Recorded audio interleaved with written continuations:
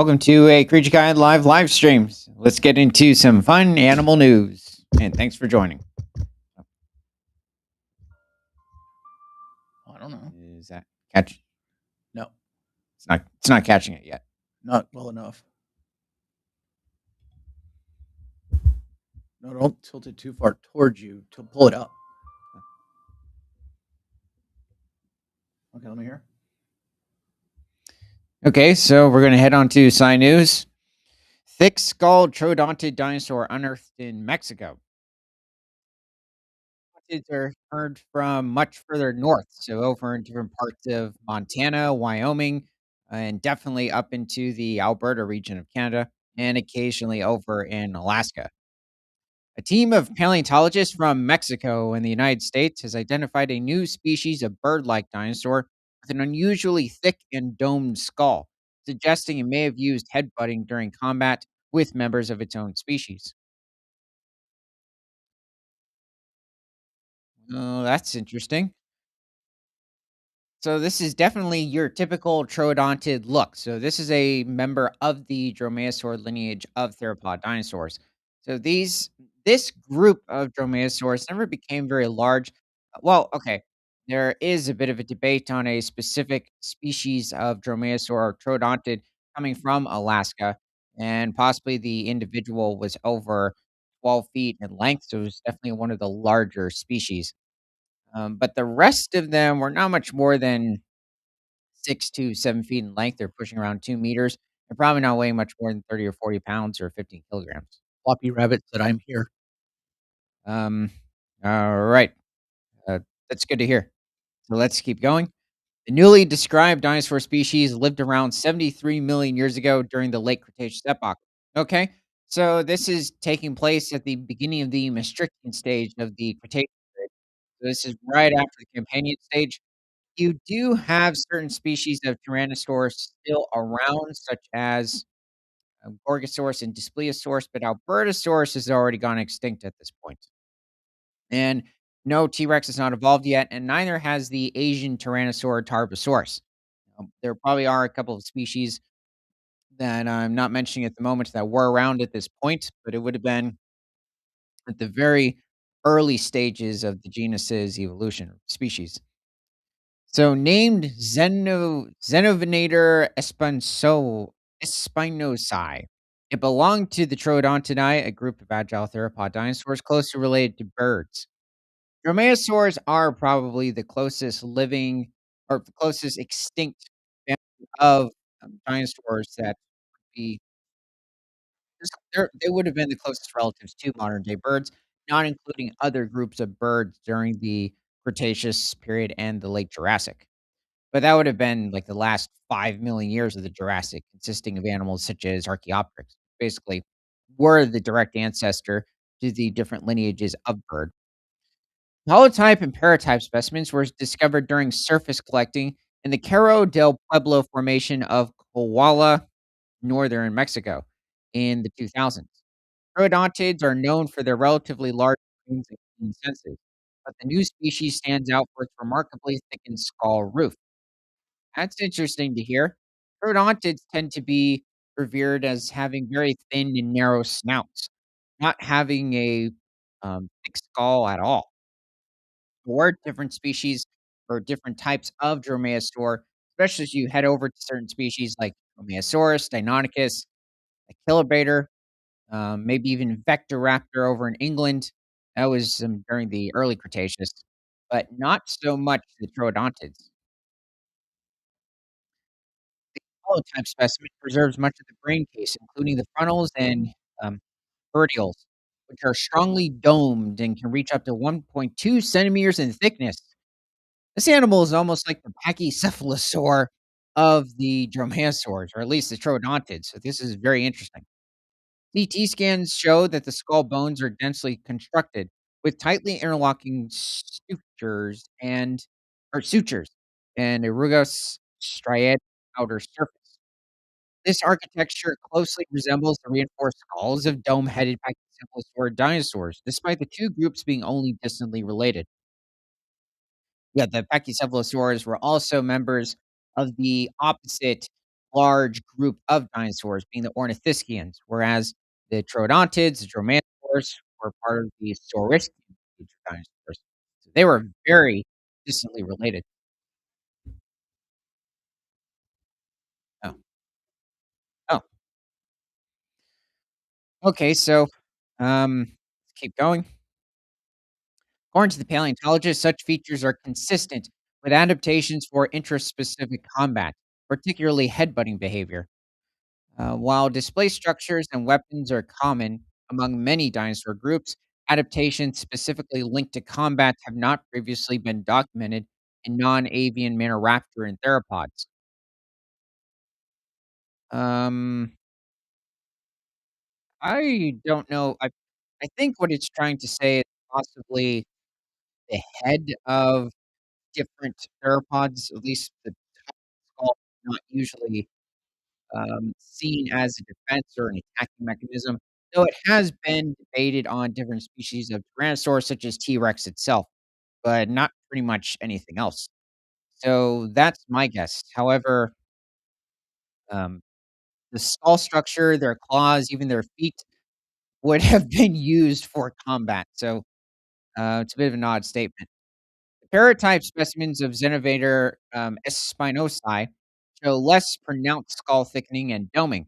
This variation may reflect differences in age or sex, with the most extreme skull reinforcement developing later in life or possibly only in one sex. The thick, modified cranium of Xenovator espons- uh, spinosi is unique among Maniraptorans, so this is referring to different species of carnivorous dromaeosaur, and its function is not immediately obvious.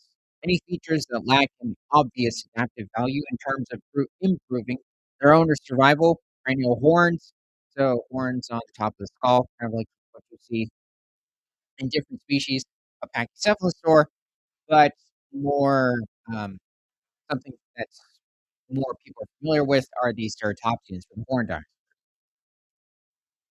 Crests, bosses, frills, etc., are sexually selected.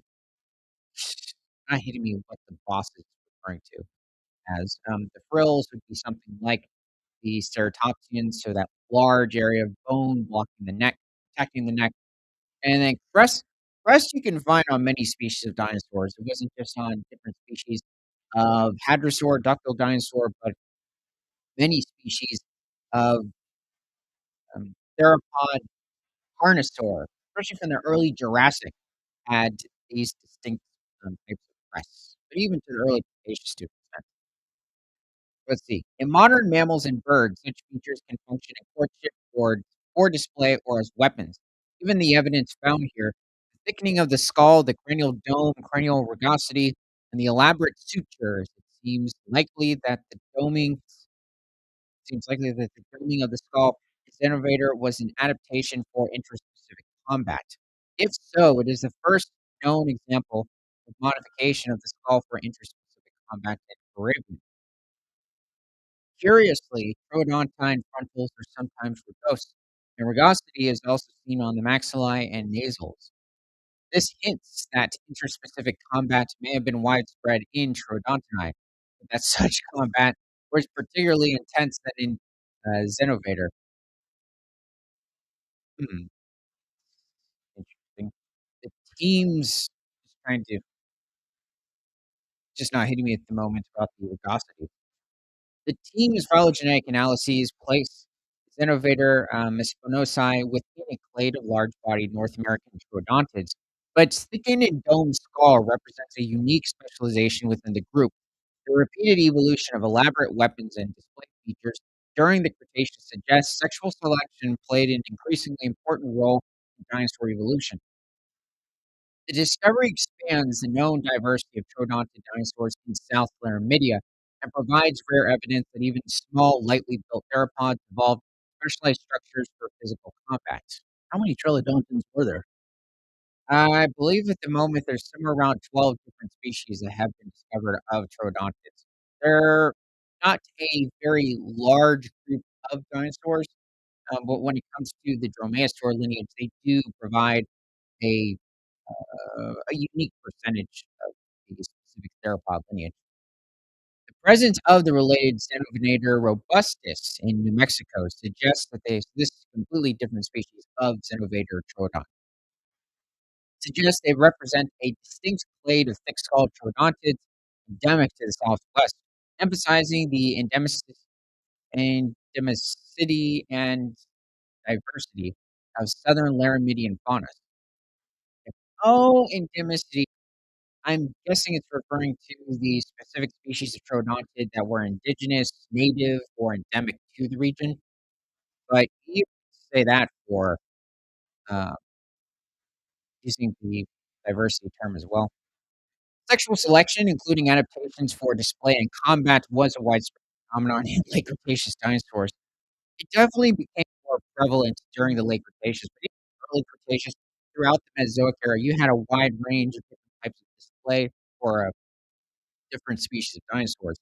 It's also been more agreed upon within our community that different species of Triassic dinosaurs, specifically the carnivores, would have been. Um, Despite though there not being a lot of evidence to suggest that at least the adults were. But that was quite interesting. It's good to see Mexico got a new species of troodontid. So let's head over to the next article.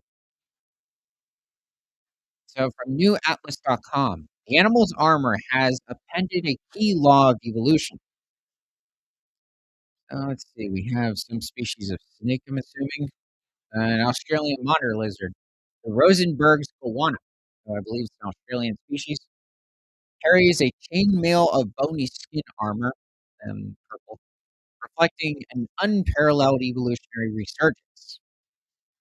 So possibly um, this is the common mutation that has occurred earlier in the reptiles, their evolution or closely related reptiles possibly that had this sort of a trait. You might have had it where quite distantly related animals also had this type of armor. For more than a century, biologists assumed that the bony plates embedded in the skin of lizards, like natural chainmail, were an ancient feature that some lineages inherited and others later lost. New evidence suggests this is completely wrong.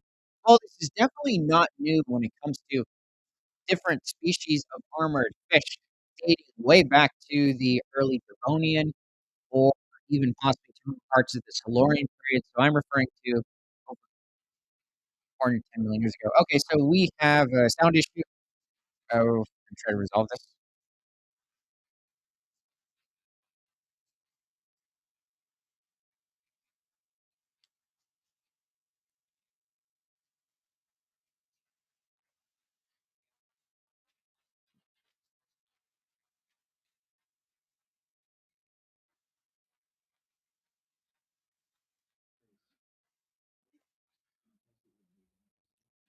Okay, we're going to test this, so I'm going to read a little bit.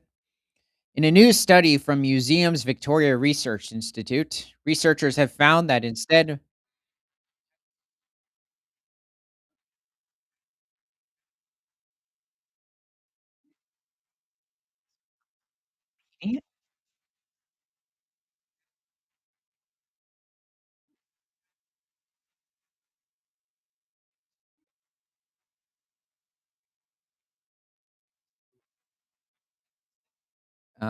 in a new study from Museum's Victoria Research Institute, researchers have found that instead, most lizard bony plates, osteoderms, evolved multiple times independently, long after the major lizard groups had already split apart.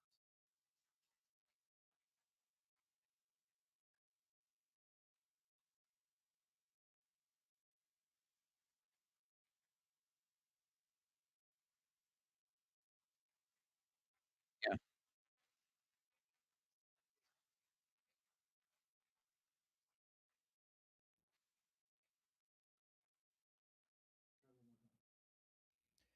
In a new study from Museum's Victoria Research Institute, researchers have found that instead, most lizard bony plates, osteoderms, evolved multiple times independently.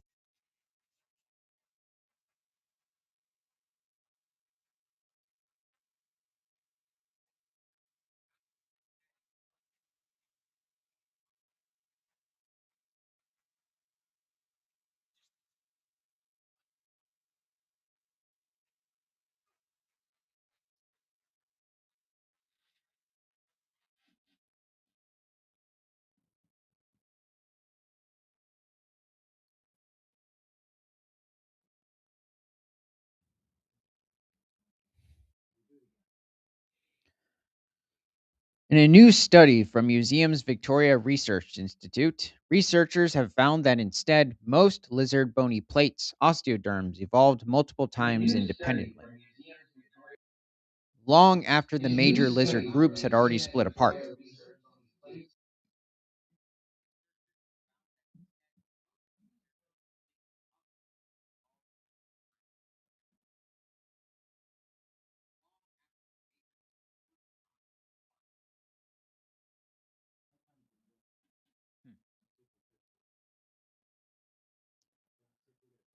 Okay, let's see if we got it fixed. Essentially, many lizards didn't inherit armor from a common ancestor, but evolved it again completely from scratch and even refined it, sometimes tens of millions of years after they lost it. That is interesting. I'm not familiar with any species of lizard where this has occurred, but it seems like it's certainly probable that it has.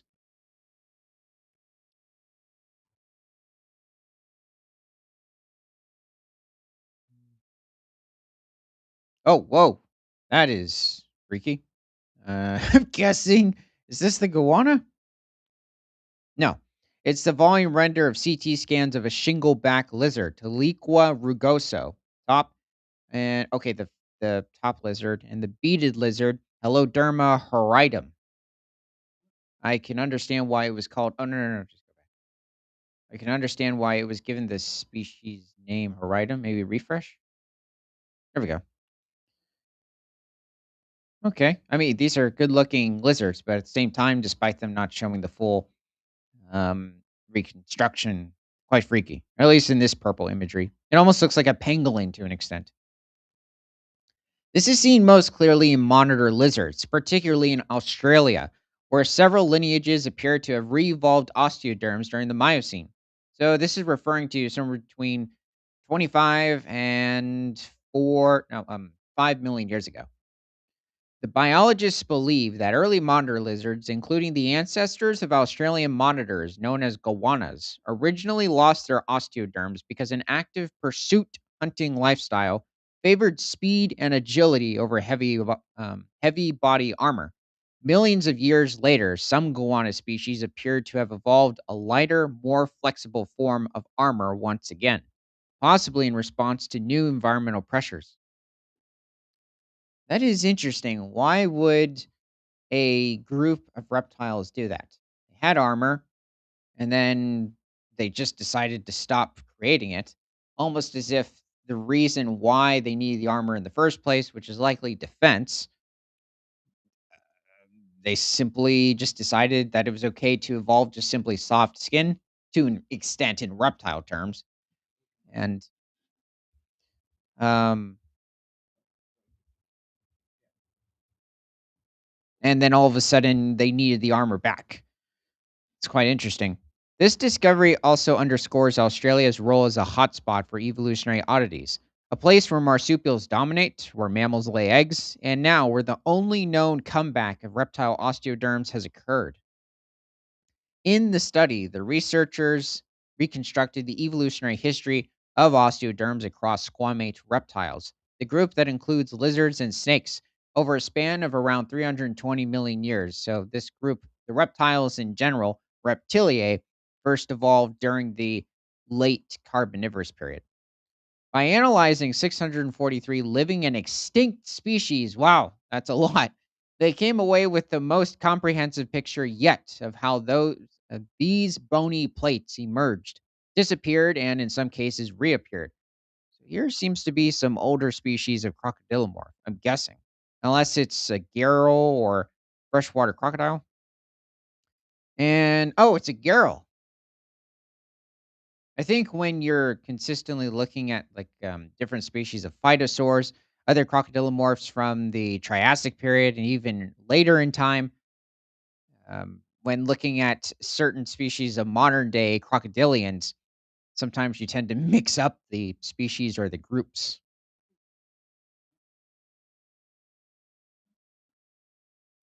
Okay, so let's take a bit of a deeper look. These bony plates do much more than protect against physical attack, however. Osteoderms form within an animal's skin rather than as part of the skeleton and serve many functions. In crocodiles, they play a key role in maintaining the animal's health during prolonged time spent submerged in water, releasing calcium that helps neutralize the buildup of acid in the blood. As such, these plates can act as armor, thermoregulators, calcium stores, and water retention structures. Wow, I didn't know that with the water retention. That's very interesting. But despite this diversity of functions, their evolutionary origins have remained unclear. In this study, the researchers used detailed CT scan data showing where osteoderms occur in living lizards and compared it with a large molecular phylogeny and fossil record. They then applied evolutionary models accounting for adaptations at different rates through time, which enabled them to get a clearer look at when these bony plates were likely present or absent in ancestral species. The results show that the earliest lizard ancestors almost certainly lacked the armor altogether, with the trait remaining absent for tens of millions of years after lizards first evolved. That's not surprising. Um, the body for some reason just did not decided to not evolve the adaptation yet. Maybe it was simply due to the Carboniferous being a very humid time in history. The whole most of the earth was quite warm and humid, very high carbon dioxide levels.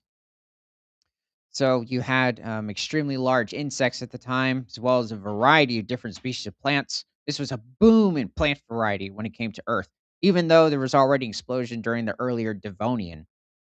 So this makes sense. They just, when it comes to the water retention, is what I'm referring to. And later, time became much drier. All of a sudden, reptiles had to quickly adapt. Through their work, they found that osteoderms arose independently at least 13 times across modern lizard groups. Most of these acquisitions occurred during a relatively narrow window in the late Jurassic and early Cretaceous, some 140 million years ago. 140 million years ago is already 5 million years into the early Cretaceous period. But I do wonder for the late Jurassic anyway. So that would be somewhere between 145 and 150 million years ago for the last 5 million years of the Jurassic. Just before many major lineages began to diverge quickly, in evolutionary terms anyway. So let's see, they're bringing up a stegosaur osteoderm, an oldest skink from 99 million years ago. I didn't realize that they were that young. I actually thought they were older when it came to the skink lizards, kind of like the blue tongue skink over in Australia. Titanosaur osteoderm, possibly. We have found different skin specimens from different species of long necked sauropod dinosaurs, especially titanosaurs. 70 million years ago. I wonder if that's something like an Alamosaurus from North America, possibly New Mexico or Colorado. A pug nosed crocodile from 70 million years ago, probably a species related to the Smilotsuchus, maybe an herbivore that burrowed. It's not related to a dog? That too. He's a bit closer.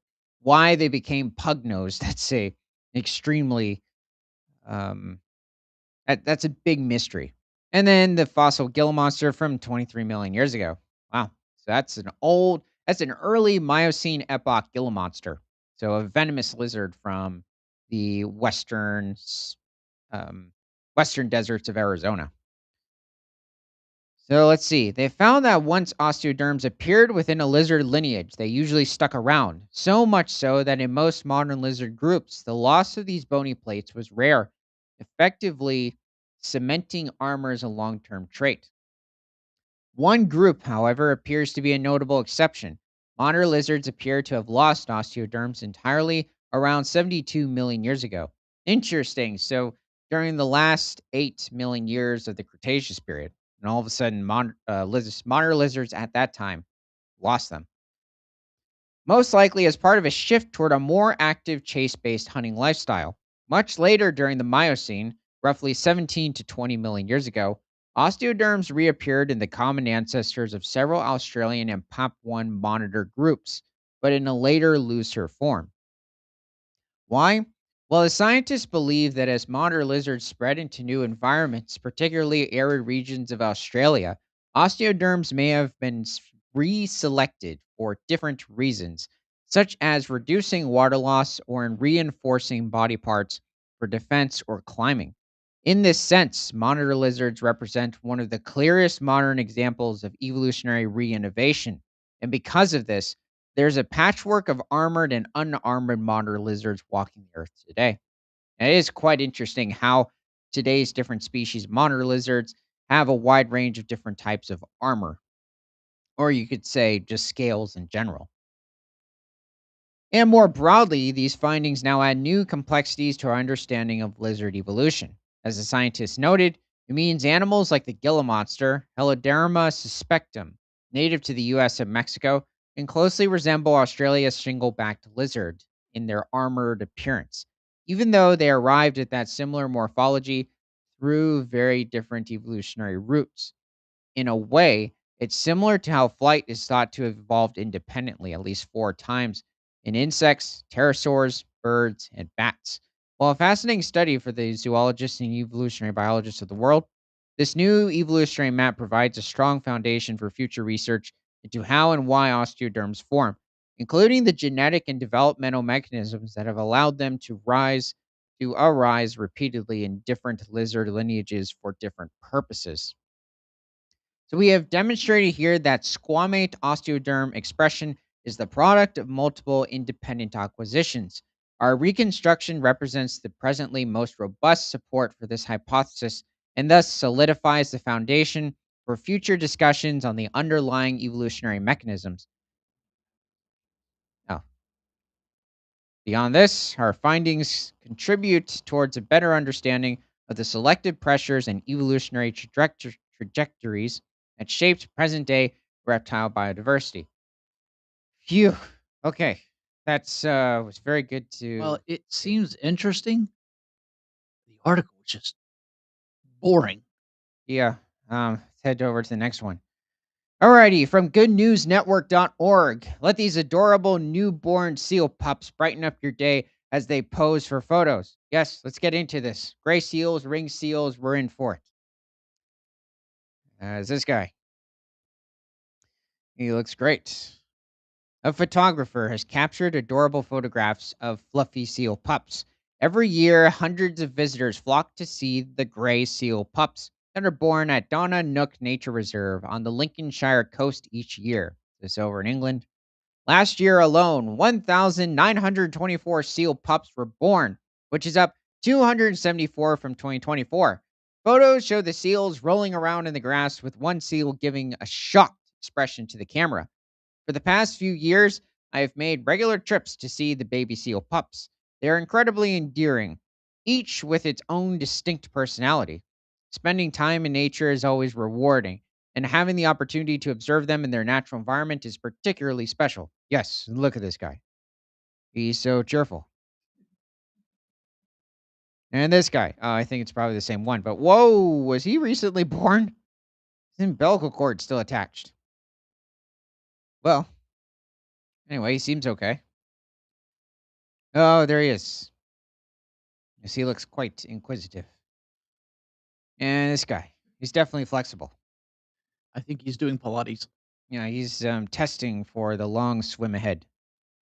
Oh, is that it? Well, it's good to see that at least this seal pup is having a good time. Let's head over to the next article. From theconversation.com, citizen scientists are spotting more and more rare frogs on private land.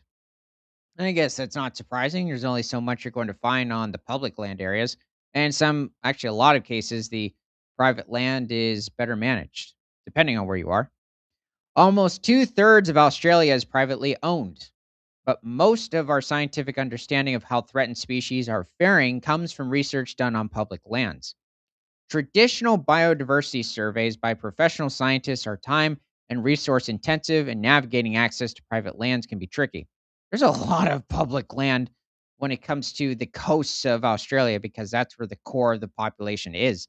Not many live in the interior of Australia because much of it, despite there being quite a bit of desert within the region, there actually used to be quite a bit of lush, at least in the wet season, grasslands throughout central Australia. The problem is overgrazing in many instances, not even by the sheep and cows in the region.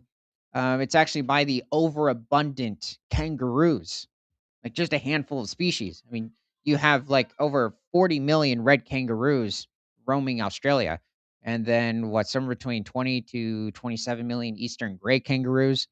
So they wreak a lot of havoc. So let's see. Um, this means there's a huge gap in our knowledge. Okay, let's see. Okay. To find out, our recent research examines almost 500,000 frog records logged on the Australian Museum's National Frog ID project by citizen scientists in New South Wales. Remarkably, 86% of these records come from private land. I believe what it means by frog ID is identifying what specific species of frog it is. Importantly, these records capture evidence of where threatened species are holding on in privately held land.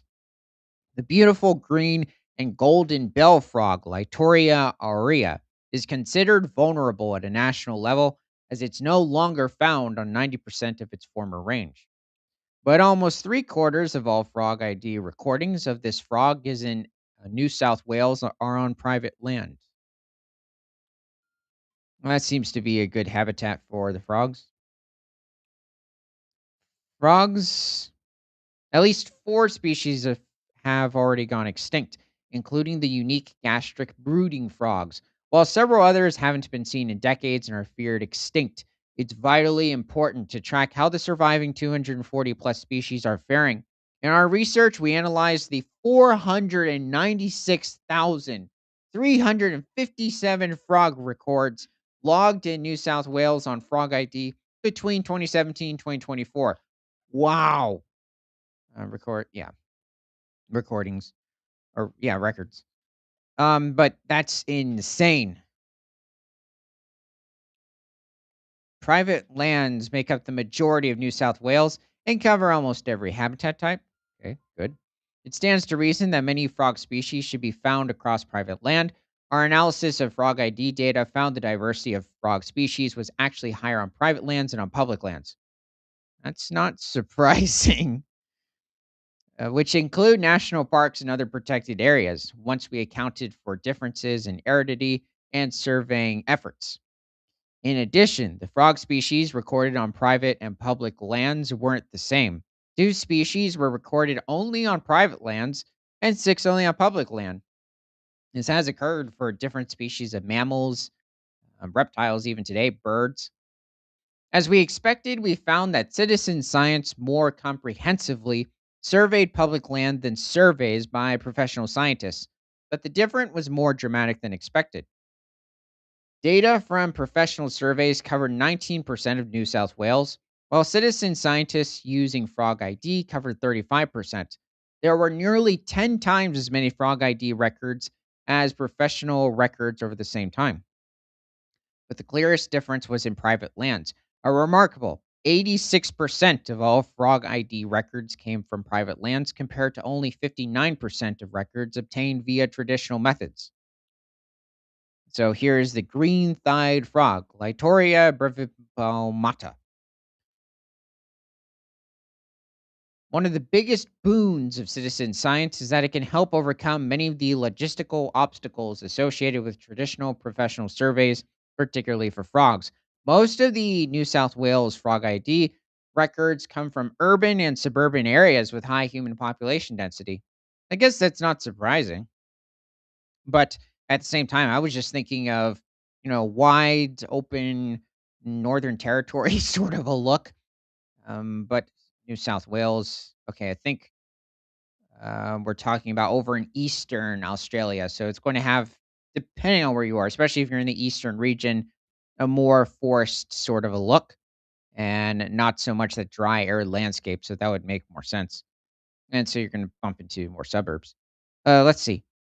Mm, Obtaining records of frogs from these areas via traditional surveys have long presented a major challenge for scientists. That's because many frog species in arid and semi arid areas only become active after heavy rains, but these areas can become inaccessible to scientists due to flooded roads. Forget about that. By opportunistically recording frogs when they're active, landholders are providing the vital information we need to better understand poorly known frog species, such as burrowing frogs from the Cyclorana genus and the charismatic crucifix frog noted in Veneti. Well, that doesn't sound good. Yeah, that's kind of frightening. What are It's people doing to that poor frog? or well, we know what different lizards are doing to it, but who knows? It's common to think that threatened species will be restricted to protected areas such as national parks. Our research adds to the body of evidence showing this isn't the case. We found 20 of the 24 NSW threatened frog species we analyzed had been recorded on private land. In fact, a third of all threatened frog species were predominantly recorded on private land, while three threatened frog species had over 70% of recordings logged on private land. One such species is Sloane's froglet, a tiny frog from inland New South Wales and north central Victoria. Habitat loss has greatly reduced its range. It's now considered endangered nationally. We found 96% of records were on private land, largely around Albury, Wodonga on the Victorian border. Similarly, the national vulnerable green and golden bell frog was largely recorded on private lands. Hey, they have a massive um, graph over here. So the blue represents where the records took place on public land, and the beige or somewhat orange coloring is, I think, the private land. Yep, interesting. So the majority of it is on private land. Um, yeah, well, it's especially as you climb up, and then it's increasingly many more, yeah, they're on private land. It's just on the bottom, like, at first it appears it's public because what you have, I think, 6 slots that are full down here, but only 2 up here. However, if you look at the overall comparison, yeah, the private's much more. I do wonder why, though. Is it the specific habitat that the um, everybody that all these private lands are, and the ones over on the public land just they're not naturally that way, or are the public lands just not being taken care of, which is much of the case, especially over in different parts of the United States. Private lands are now seen as increasingly important in conserving wildlife, including threatened species. The good news is this means landholders and citizen scientists can make a direct difference. Let's see, is there anything else? Okay, it's more of like a simple thank you for helping the frogs. So let's head over to next article. Ribbit from AsianScientist.com. How Asian elephants decide you're worth talking to. Body and face orientation both matter when elephants decide it's worth communicating. Or it's just like somewhere in Thailand. Or sitting on you. That too. Elephants lack the expressive forward facing eyes of primates. Unlike chimpanzees and humans who rely heavily on facial cues to navigate social life, it is unclear if an elephant perceives our attention at all, or if they have their own way of reading our intent from the way we turn our head or body. Although studies have shown that African savanna elephants, Loxodonta africana, can read human body language, the question remains whether Asian elephants, Elephas maximus, share this ability. The two species are distant relatives, having evolved on a separate path roughly 7 million years ago. Since then, they have developed some behavioral and cognitive differences. The forest and bush elephants of Africa are vastly different in genetic lineages as well as evolution compared to the Asian elephant. In fact, the Asian elephant is much more closely related to different species of mammoths, and especially the woolly mammoth, compared to elephants today. So, also, I'd say something they have a bit quite in common is their dental structure, which they're both or all three, but especially the bush elephant and the Asian elephant, maybe a little less so the forest elephant, are able to feed on different species of trees, shrubs, or bushes, as well as a wide range of different species of grasses and fruits. After conducting doctoral work on how elephants form reputations, I wanted to test whether Asian elephants understand when humans are paying attention to them. The research team led by Jim studied 10 captive female Asian elephants. Jim, Yeah. Definitely not, Jim Fowler, but, and not George. yeah, not George. He wasn't out there with the man with the yellow hat. No, well, yeah, he got into the zoo a few times, but I don't know if he made it to Africa. We don't talk about those later seasons. How dare you make them start singing? Anyway, studied 10 captive female Asian elephants at the Golden Triangle Asian Elephant Foundation, Chiang Rai, Thailand. All elephants were accustomed to human handlers. In a series of food requesting tasks, the team observed how the elephants communicated under different visual conditions. Well, judging by the picture, the elephants seem to be in a more relaxing environment. I wonder if it's a sanctuary and not one of those tourist elephant uses where they're chained up. It's, yeah, not pleasant to watch. An experimenter stood in front of the elephants in one of four positions, facing the elephant with both body and face, turning both body and face away, facing only with the body or facing only with the face. The researchers. Can you read that again? Yeah, okay, yeah, even I got confused. Okay, so four positions: facing the elephant with body and face, turning both body and face away, facing only with the body, facing only with the face. Okay. The researchers then recorded how often the elephants gestured towards the experimenter with movements like reaching with their trunks or bobbing their heads to request food. The elephants responded selectively with full body and face orientation towards them, prompting the most frequent gestures. Body orientation appeared to be a stronger cue than face orientation, but only when the experimenter was also looking at the elephant. Neither body nor face orientation alone was enough to trigger a significant increase in communication. This pattern suggests that Asian elephants do not rely on a single visual signal, rather they integrate multiple cues to judge whether a human is paying attention and whether communication is likely to be effective. Hmm. That is interesting. I actually thought there would be more to the animal's reaction, or maybe it just knew that there's nothing really serious going on, so it's not going to react strongly either. Interestingly, if no human was present at all, the elephants gestured just as rarely when a human stood there with their back turned. We were surprised to find that the elephants did not gesture simply because a human was present. The elephants appeared to assess how attention was directed, increasing their gestures only when visual cues suggested that communication would be effective. This behavior shows that Asian elephants are not just reacting to humans, but actively interpreting how humans are oriented toward them. I guess that makes sense. It's kind of like watching other members of the herd, maybe another herd they're interacting with, or predators in the region. There's a wide um, range of possibilities as to why they're reacting a certain way, or many species of mammal do.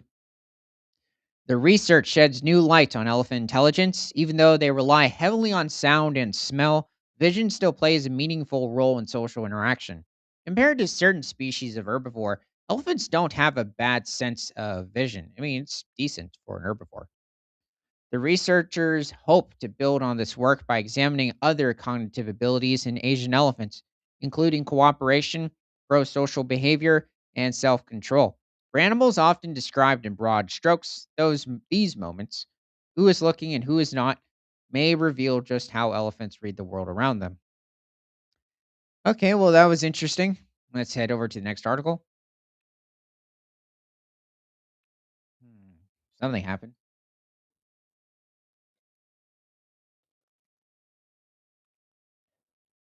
With what? Just this next article.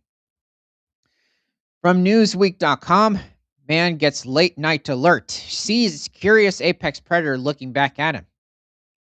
Oh, well, I see. Is that a lion? Yeah, it's a cougar. Oh, okay. It's like, I hear you have pets. I can smell that you have pets. There's scents all over here. An Idaho resident. Oh, okay. So up there. Got a surprise visit from an apex predator who appeared eager to come inside his home and say hello. David from Coeur d'Alene was as shocked as anyone when he realized his Ring doorbell camera had picked up a surprise visit from a cougar in the dead of night. Coeur d'Alene is situated near the Kootenai National Forest over in northern Idaho. Well, it's situated pretty much between um, um, quite undisturbed wilderness. And there are somewhere around 100 to 110 grizzly bears in the region, not including the black bears. They also have moose, elk. So it's not surprising that also he got a member of the cougar population over here. Wait, do brown bears go after cougars? Um, Not really as a food source. Now, if they found an abandoned, well, not necessarily abandoned, but let's say the cubs were left for a short period of time, yes, they would eat the cougar cubs, but they don't actively go after Could cougars. they even catch a cougar? They could wind one down. Cougars can run up to like 40 or 45 miles per hour, but brown bears can sustain their 30-mile per hour speed for some time. But usually, a cougar is either going to run up a tree, and in some instances, if the tree is close enough, can jump from one tree to another. So can smaller black bear individuals. But um, yeah, usually they don't go after cougars, and cougars tend to keep quite a distance from, brown bears. There was a thing, I think, back in the 1970s or 80s where it showed, like, a brown bear, coming or having a bit of conflict with a cougar, except when you look at the brown bear, it has a very Syrian brown bear look, or in some cases, some subspecies of Eastern European brown bear. So that also was a complete setup. What they did, introducing the brown bear and the cougar, so they could somewhat fight each other. Wait, what you're saying is that they imported one or they Yeah, they set it up. I think it was for like Wild America. So yeah, usually cougars just completely avoid them. Like, much more so than even wolves. Cougars might come into contact with wolves and kinda size up the individuals, but usually, like, if it's a large enough pack, even, like, 3 individuals, like, the cougar will just leave, like, 3 wolves. Okay, so let's see what's going on here. Um, you can have where cougars are hunting, like, lynx or bobcats. So at the start, or the sighting was completely unexpected. It's the first time I've ever heard of a cougar in our area. At the start of the doorbell camera footage, which Ring shared with Newsweek, a pair of eyes can be seen emerging from the darkness before the cougar comes into view. The mountain lion walks slowly up the porch to the front door of the property before briefly stopping as if transfixed by something inside. The cougar came right up to the front door and even looked through the glass, which was startling. So, kind of like the guys in Home Alone. He seemed curious, just checking things out, and stayed for about 2 minutes. Yeah, yeah, we know what that curious was about.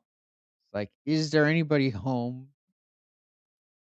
He's like or maybe not Home Alone, but the big bad, wolf. I just thought of Red Riding Hood. No, no, no, no, no, not that one. The Three Little Pigs. There we go. Except I don't think a cougar will huff and puff. He'll just, start, like, making a scratching sound with his throat. Mountain lion sightings are relatively common across Idaho's more rugged natural landscape. However, they are rarely seen in residential areas, making what unfolds on the video something of a remarkable sight. It looks like a weird cheetah leopard mix in this blurred picture.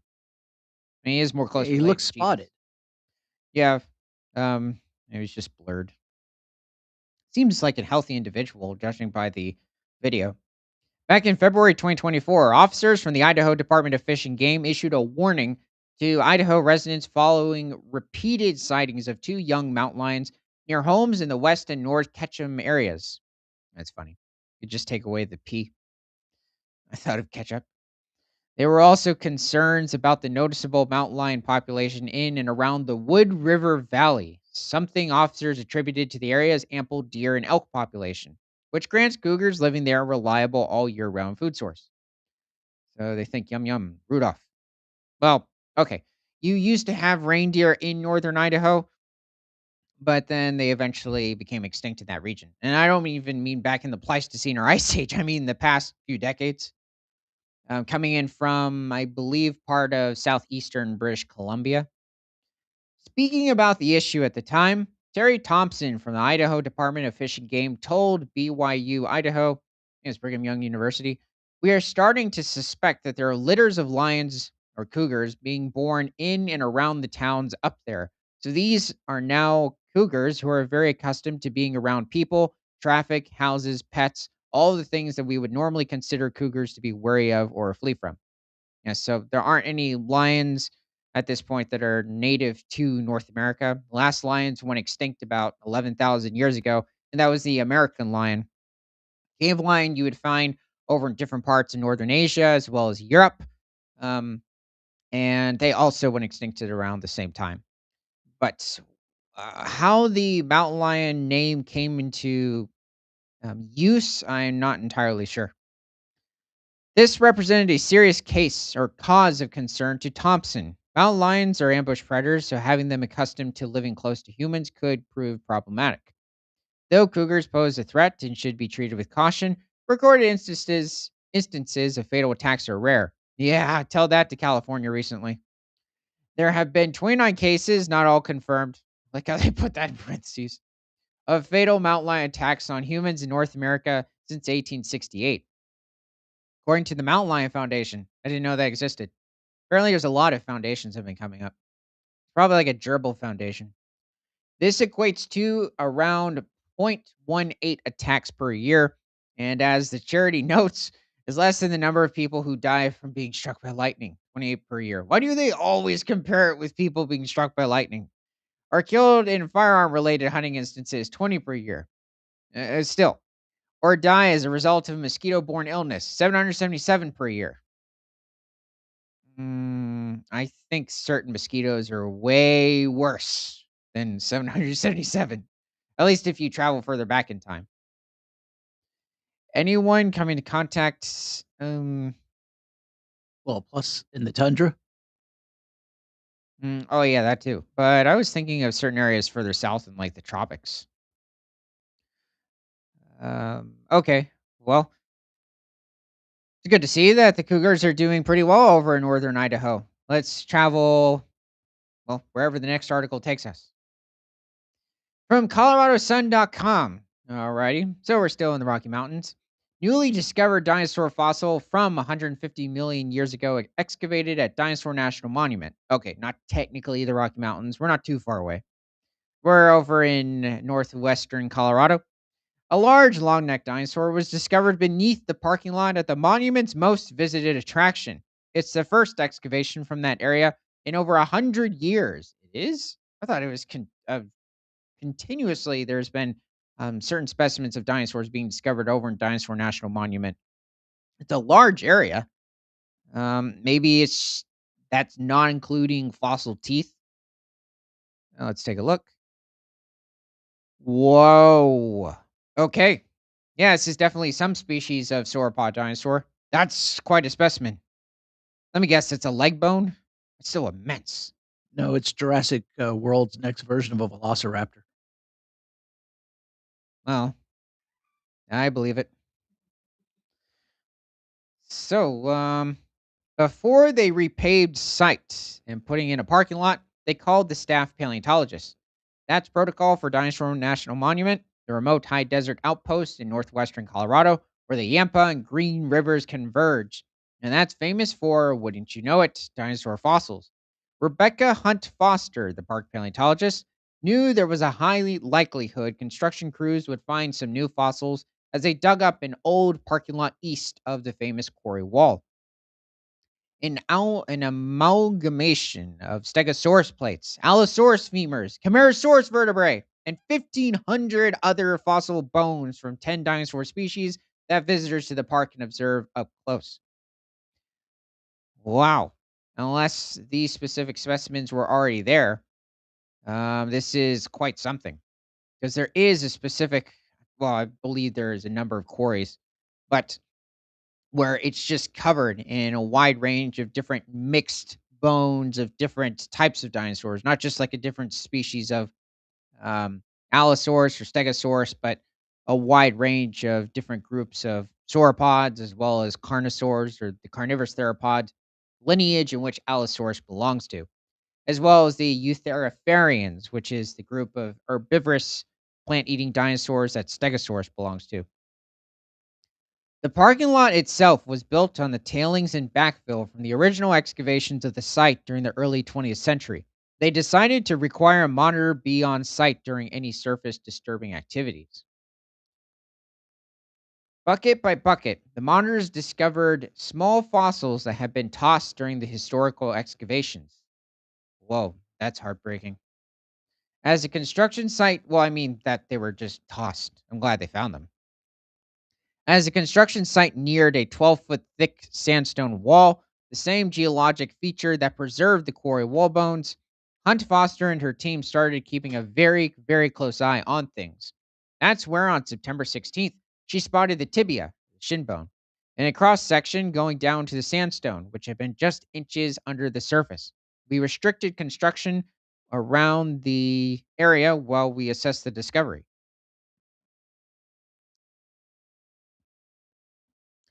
The discovery turned out to be 14 tail vertebrae, a humerus, a radius, an ulna, a tibia, a fibula, and a few toes. Park staff, a Utah Conservation Corps crew, and volunteers removed 3,000 pounds of fossils and rock, revealing the bones of a large, long necked dinosaur they believed to be a Diplodocus. How dare you lowercase all of these dinosaur genera? You always capitalize Stegosaurus, Diplodocus, Allosaurus, and Camarasaurus. Even a family name, but this is too far. Anyway, a common fossil from the late Jurassic, roughly 150 million years ago. Whoa, you mentioned that like it's nothing important. This is Diplodocus we're talking about here, and probably Diplodocus carnegie, not that common. Found in that bone bed, so far they've collected about 20 feet of dinosaur. The herbivorous sauropod dinosaurs were typically about 80 feet long.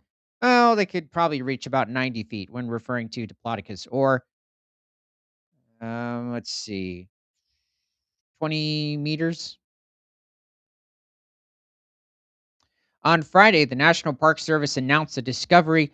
Though Hunt Foster can tell that the animal stretches deeper into the hillside, they'll have to wait until spring, after the threat of snow has passed, to continue excavations. I forget that it snows in that area because you tend to think of just specifically the Rocky Mountain region and then that specific area of Colorado, even that um, spreads to Utah, that there's very little snow.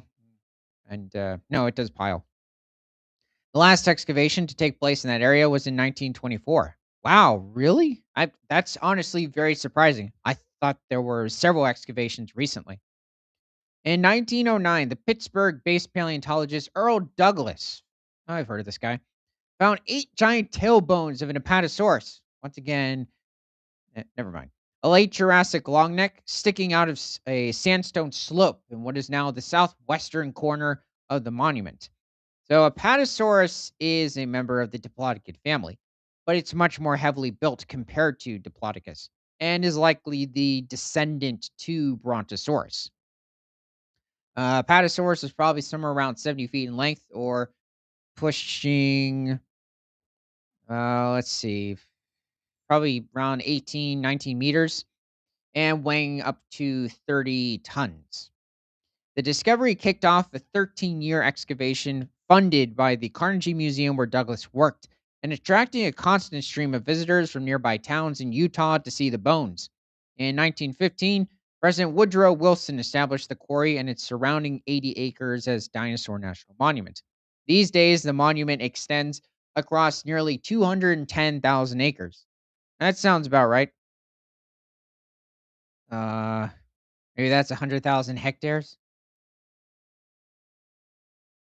Oh, is this the quarry against the building? I think so. Oh, there's the specimen. Wow. Yeah, it's right next to the building. Yeah, that's what it's supposed to be. Like when that's how we used to imagine like a certain museum or institute. No, no, no. You just walk outside and there's more to be discovered. Instead of no, you have to travel several states or at least an hour or two. That is good.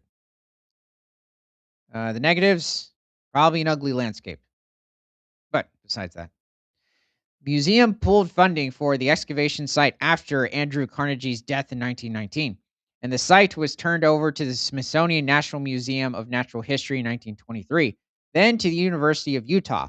By 1924, excavations had ceased, leaving behind the 150-foot long slab that Douglas insisted remain open for the public to marvel at and learn from. That slab, the quarry wall, is now the backbone of the quarry exhibit hall, which is on the Utah side of the sprawling monument. The Diplodocus is among the dinosaurs preserved in the Quarry Wall exhibit, allowing Hunt Foster and her team to conveniently walk back and forth and compare the newly discovered specimen with one previously unearthed. Another Diplodocus was collected in the same area by the Smithsonian National Museum of Natural History in 1923. Hunt Foster said the team also found several clams around the new excavation unit. That's good. It's great to hear. We love our Jurassic clams, indicating a drought during the time that the fossils were preserved. All right. The excavated sections are currently being cleaned and studied at the Utah Field House of Natural History State Park Museum in Vernal, Utah. Visitors can view the work in the museum's fossil preparation lab or visit some of the newly discovered bones in the Quarry Exhibit Hall and the Utah Field House of Natural History State Park Museum. Okay. We'll be right back.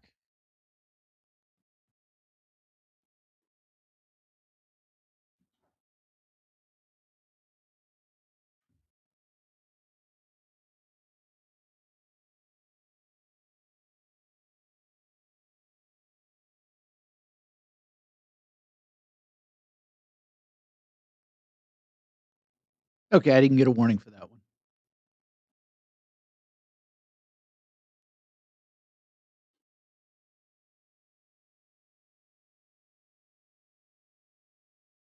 I think he went chasing a dinosaur.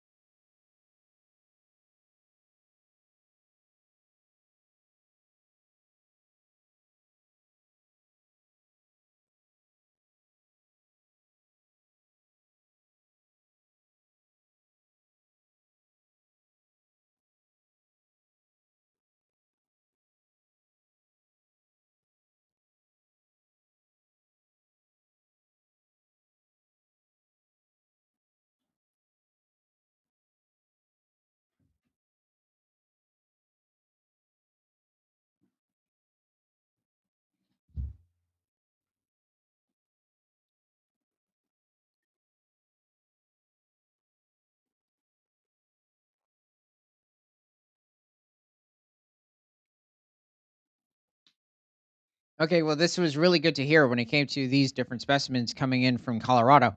So let's head over to the next article. From the dodo, strange trail in snow leads couple to a tiny animal struggling to survive.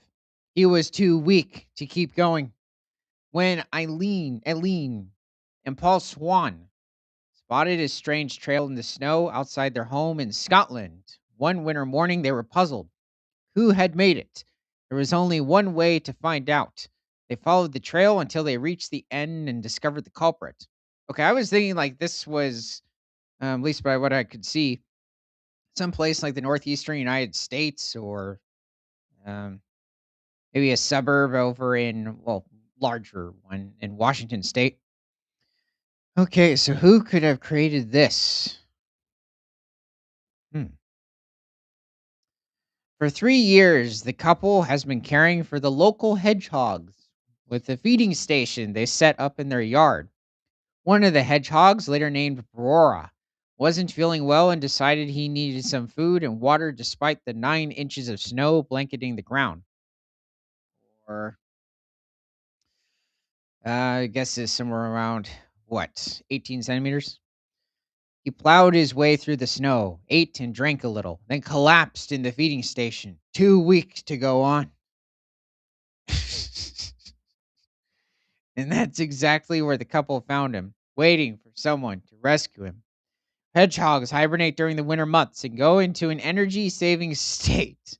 They don't typically wake up during this time unless something is wrong, which led the couple to believe that Aurora needed help. Oh, there she is. Okay, she seems to be in good health. Very healthy, too. Nails look pretty good. Her claws. And even her fur. Um, okay, so he was extremely thin, dehydrated, and cold when they found him asleep in the feeding station. The 9 inches of snow and sub zero overnight temperature had left him with all his energy sapped, no reserves, and not much chance of survival. Oh, I thought he had gained a bunch of weight and he just decided to slumber. This was the complete opposite. That's strange. Aurora was eventually transferred to the care of Highland Wildlife Rescue, where staff immediately went about getting him the care he needed. He had parasites and was very underweight, which was why he had been struggling. He he's being kept warm, has received fluid therapy, medication for his parasites, and lots of protein-rich food to rebuild his strength, muscles, and stamina. Which means he's being fed what, bugs and worms? Oh, it's a he. Whoops. Um, yes, I would think so. Hmm. I really thought Brora, unless it's talking about a different hedgehog. If the swans hadn't followed that trail in the snow, no, I think the person. Oh, the couple. Okay. Aurora might not have been found in time. The little guy is grateful to of his rescuers and is doing extremely well thanks to everyone's help. We hope to take him back to his home in spring to get back to his wild life. Okay, well, I'm glad this hedgehog did extraordinarily well. That was quite odd. I wonder why that occurred. Maybe the snow was just too much for him? No, it said he had parasites. Oh, right. I forgot about that. So he was sick and yeah, he just got extremely thin. Okay. Well, it's good to see he's recovering, or hopefully he is. Uh, let's head over to the next article. Okay, so from SciTechDaily.com, scientists find a spider wearing a pearl necklace, and it's made of living parasites. I got a feeling this pearl necklace is made up of other organisms. So let's see who this is. Mm, So mites form a string of pearls on a spider of the Sparicidae family of spiders. That just sounds disgusting. Yep, not pleasant. A chance, well, technically mites, depending on the species. Like we have mites on our faces; they help clean our skin. So, um, I'm guessing these are helpful critters, very very small critters. Unless that giant, I think that's part of the limb. I guess we'll see. Mites are really small. Like microscopic, while sorting through spiders and scorpions in the Zoological Collections Laboratory at the Butantan Institute in Sao Paulo, Brazil. Oh, I thought we were in like Bhutan over near India. Researchers noticed something unusual.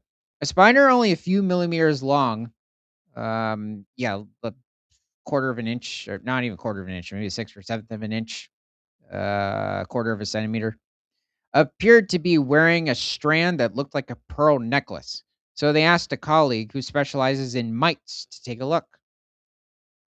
Ricardo Bassini Silva, a researcher and curator of the archaeological collection in the same laboratory, quickly recognized the necklace as mite larvae.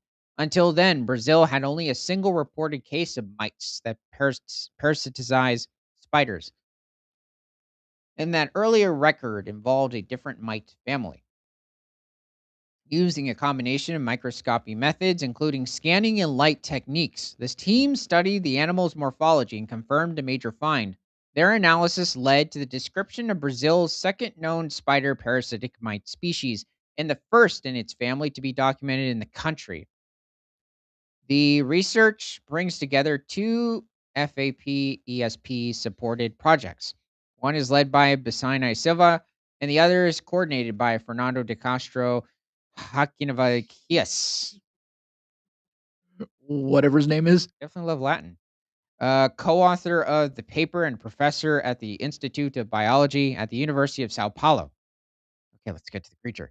The mite, named Araniothrambium brasiliensis. If you're going to name a microscopic animal, which probably explains bacteria, you must give it a name that sounds victorious, or else nobody will care, at least in the scientific community, or our community. Let's see. Belongs to a genus first described in Costa Rica in 2017. Hold on. That was a lot of names, so I need some water.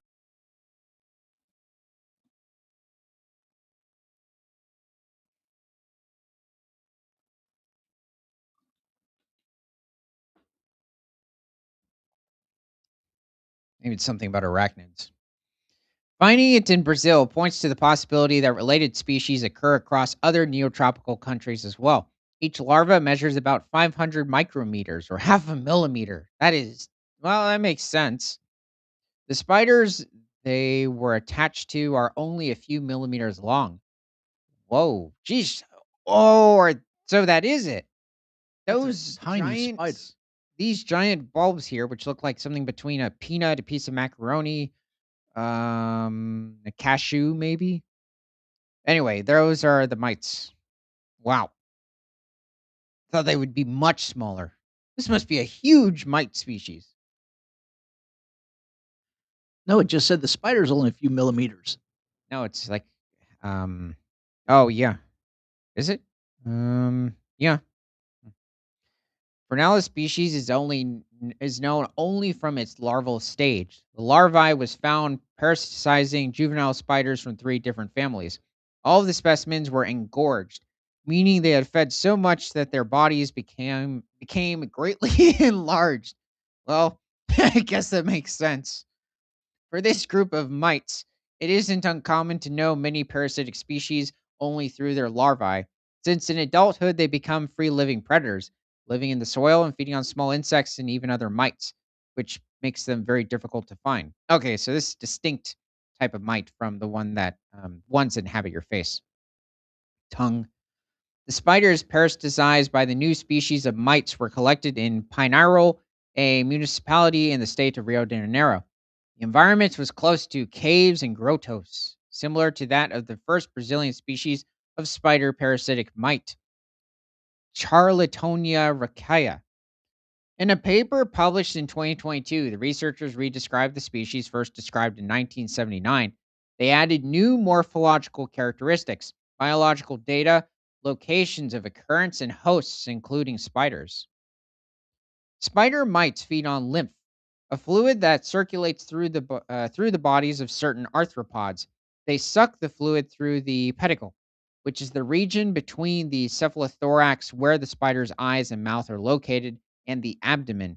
This is the spider's most vulnerable region, since other parts have a lot of chitin, which forms an exoskeleton difficult for the mite's fangs to penetrate. Their presence on juvenile spiders may indicate opportunistic behavior, as young individuals are more vulnerable to parasites and predators. Additionally, the species would potentially parasitize other arthropods, such as insects. This is the case with Charlatonia raceyi, which parasitize at least two orders of insects. Whoa, that is huge. An order, it contains like a wide group of different families of insects, as well as the different subfamilies, genre, species. Who knows? I have no idea how many insects that could be. We're talking easily in possibly the tens of thousands. I'll be safe, thousands. Okay.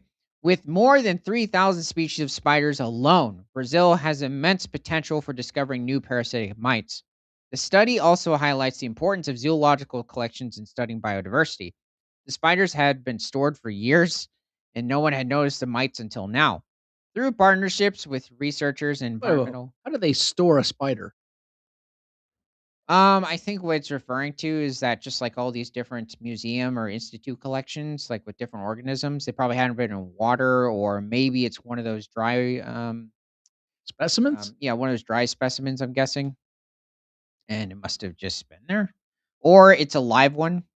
Um, I'm not sure. Okay, so through partnerships with researchers and environmental consulting companies that work in the field, the Sinai Silva hopes to soon receive more mites associated with other animals and describe new species. Okay, well, that was quite something with the mites. Um, Definitely interesting coming from the sick hedgehog to this. Okay, and next article from the BBC.com. Dehydrated seal rescued after traveling 120 kilometers or 60 miles. Not a hooded seal. Oh, this guy, it's not hitting me at the moment. I don't think it's a hooded seal. Let's see. A gray seal pup. Oh, you've got a really wide muzzle. Okay.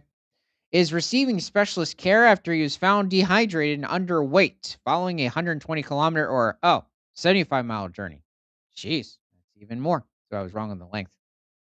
The RSPCA said the seal was found on St. Bride's Bay in Pembrokeshire, Wales, after a 4-day journey from Cornwall. Okay, so Cornwall is literally on the southwestern edge of England, and he just decided to swim up to Wales. It was spotted on rocks on December 11th, fully weaned but in thin condition. The seal was removed from the beach and after immediate care, including electrolyte fluids and fish via tubes. Wow. Before being taken to RSPCA West Hatch Wildlife Center in Taunton, Somerset, where the seal was named Moose or Muse. Muse. Oh, here's Muses.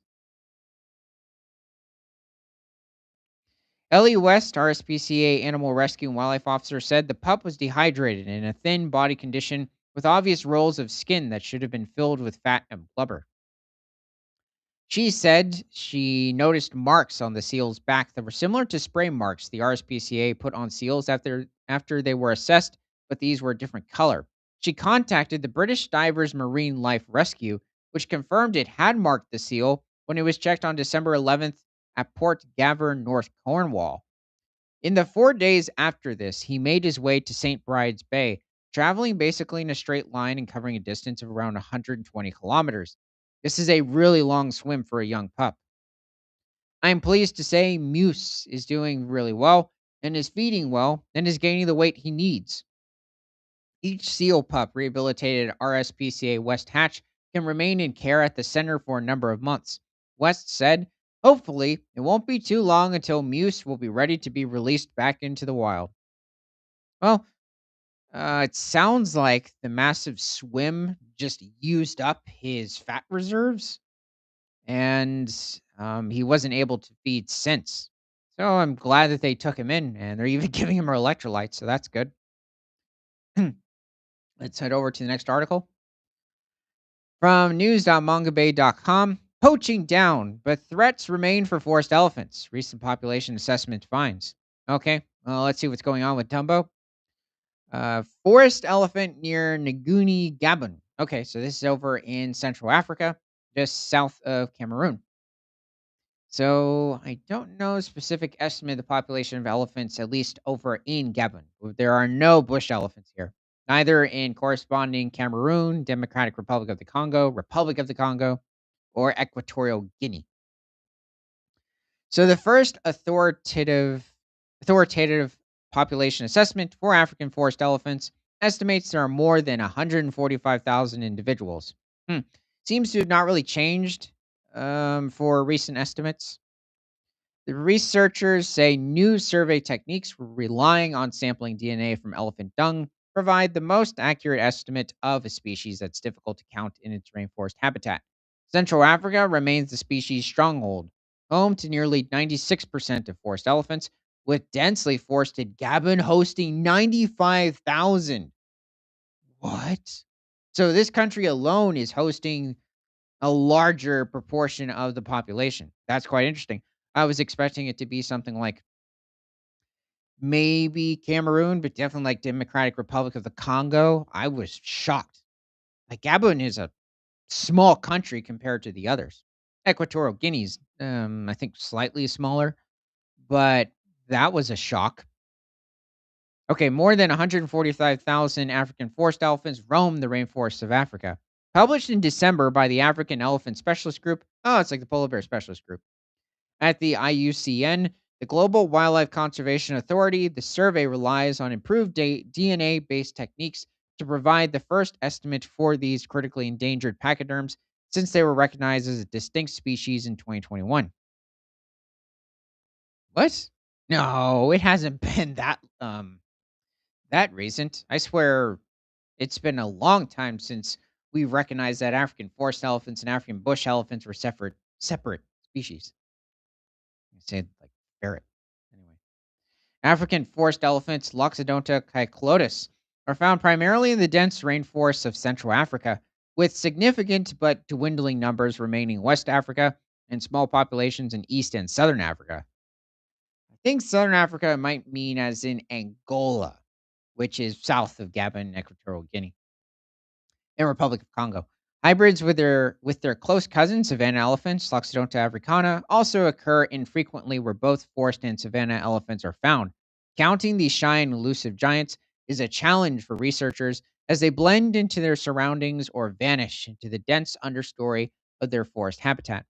So, wow, I'm not sure if I've ever seen a picture of forest elephants over on a grassland.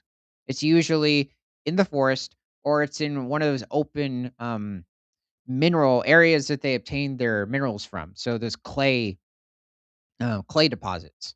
Maybe occasionally on the coast, but this is a good photo. Some 100. Okay, it's forest elephant with her calf. Huh.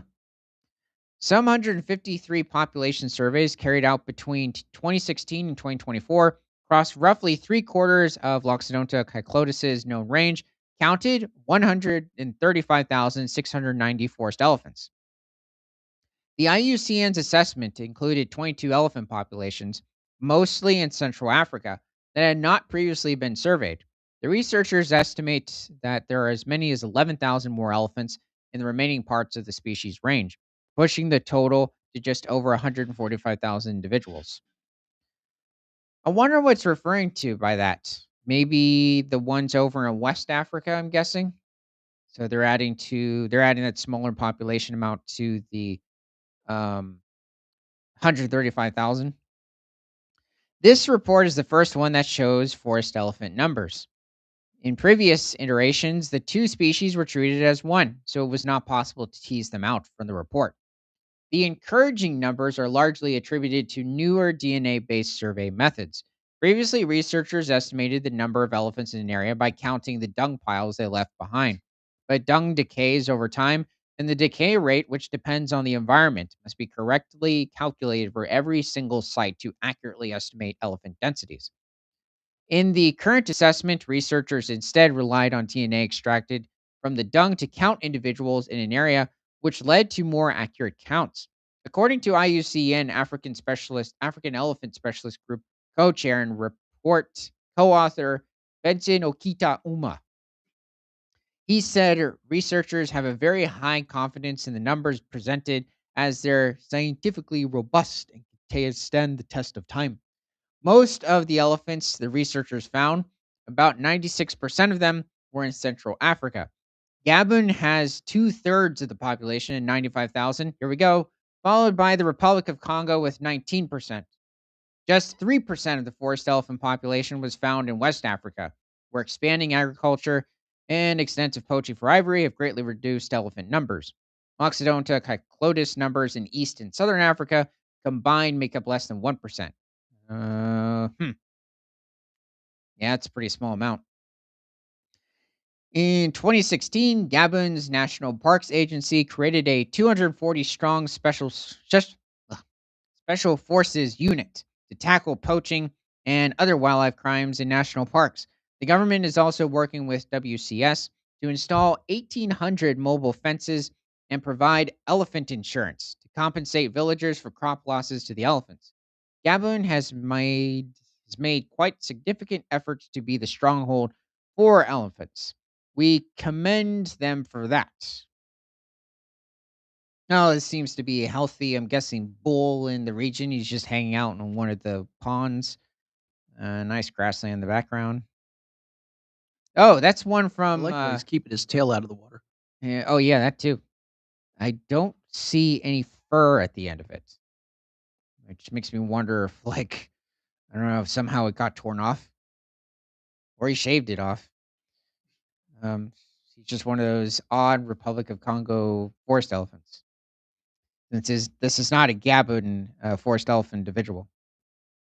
Besides the new survey methods, the IUCN Elephant Group's report also notes a decrease in poaching numbers over the past decade. A 2013 study by Masils and colleagues estimated that the forest elephant population fell by an alarming 62% between 2002 and 2011, a loss of about 7% each year. But between 2016 and 2023, that decline slowed to 0.7%. That's funny. Each year. Most of that, as many as 5,000 elephants, occurred amid the jihadist led insurgency in Burkina Faso's portion of W. Arli Panhari. Burkina Faso is all the way over in western sub Saharan Africa. And towards the sort of decent portion of the country is in the Sahara. So that's quite interesting. But, well, there are elephant populations over in southern Burkina Faso. Okay. A vast network of protected areas extends into neighboring Benin and Niger. Oh yeah, there's also where those scattered forest elephant populations over in smaller country of Benin, and then I believe southern, yes, extreme southern Niger. I was thinking Nigeria. Most a lot of Niger Sahara. Interesting. According to the latest data from the CITES Mike program, which monitors the illegal killing of elephants and does not differentiate between the two African species, poaching levels of African elephants were stable between 2020 and 2024. Well, that's good to hear. The situation has improved for forest elephants, evidenced by both the lower number of sites with drastic declines, just two this time, than in the last status report and the sites data that shows poaching rates have gone down. Poaching is still happening, albeit at much reduced rates from before. She said China's ivory import ban of 2017 may have played a role in reducing demand. Oh, that's interesting. Guess I forgot about that. Wow. So that alone caused it to really deplete. But I'm guessing other Southeast Asian countries are like, hey, we'll take in those tusks. Anyway, let's keep going. While poaching may be on the decline, forest elephants also face other threats as industrial agriculture and mining penetrate into once remote forests. The planning of land use, the corridors, connectivity of habitats are so important.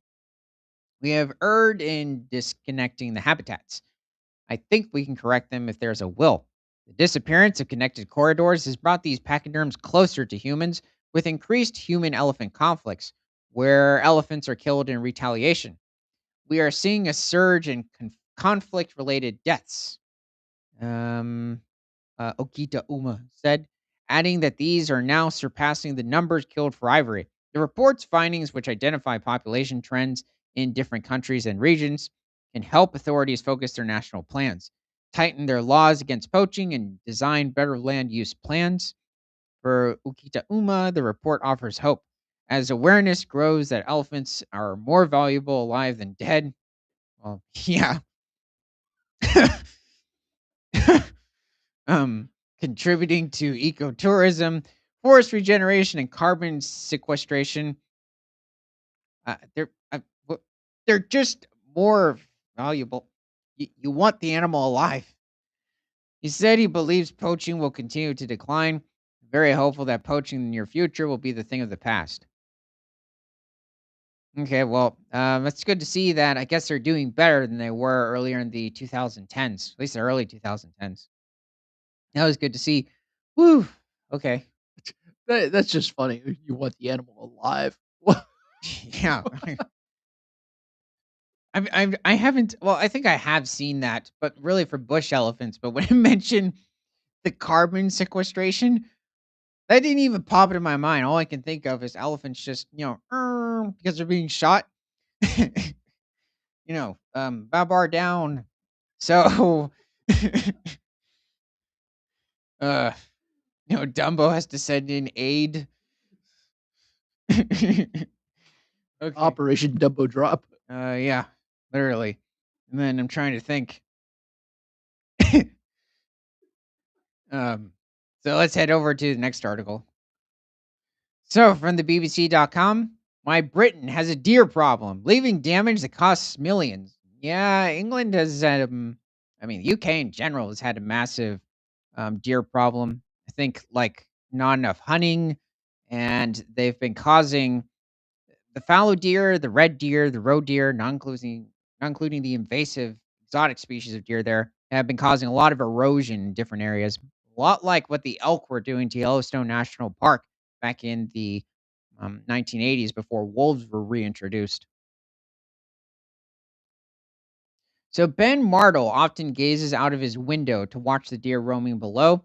In the past few years, there have been loads of them. Yet Ben doesn't live in rural woodland, but in a block of flats on a fairly busy road in the market town of Horsham in West Sussex. He often sees deer on the main thoroughfares. There are herds running up Crawley Road. Loads congregate at night on the traffic island of the bypass. I thought Ben was one of the deer. Um, yeah, I think I did too. Like Ben and Bambi. Anyway, Ben, 33, is a gardener, and some of his customers have had deer break down their fences and strip the bark from the trees. He had a near miss in his car, too. I clipped one. Poor thing. It darted off into the bushes. I don't know why. It sounds like a South African or Australian comment. These sorts of scenes have become increasingly common. That's because I'm thinking of like a kangaroo for some instances or for some reason. It's a clipping one. And that comes with serious economic, social, environmental costs. Deer numbers have rocketed over the last 40 years, but since the COVID-19 pandemic, when culling dropped significantly, many deer experts like Jonathan Spencer, a former head of planning and environment at Forest Enterprise, now Forestry England, say the numbers have got completely out of hand. What's this guy? I think it's a fallow deer running across the road. He's got a little bit of odd fur, but besides that, I think he's okay. He's just walking on his think front it's two hooves. Yeah, I think it's in the fall though. Yeah, it is interesting. It's a good picture. So that's in East London. Maybe he's coming over from Richmond Park. No one knows exactly how many there are, but the Forestry Commission and the Department for Food, Environment, and Rural Affairs, DEFRA, suggests there may be 2 million in Britain. Whoa, whoa, oh, that's a lot. Wow, a huge increase from the estimated 450,000 in the 1970s, according to the Forestry Commission. Even back then, that's a huge number. 450,000 deer. Now you have 2 million. They need some wolves. Need some wolves. How is hunting not? Oh, well, okay, yeah. They don't have guns. Oh, never mind.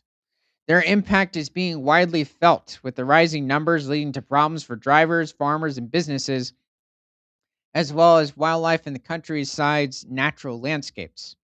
While there are no recent official estimates of the total cost to the UK of damage caused by deer, it's clear that it is substantial.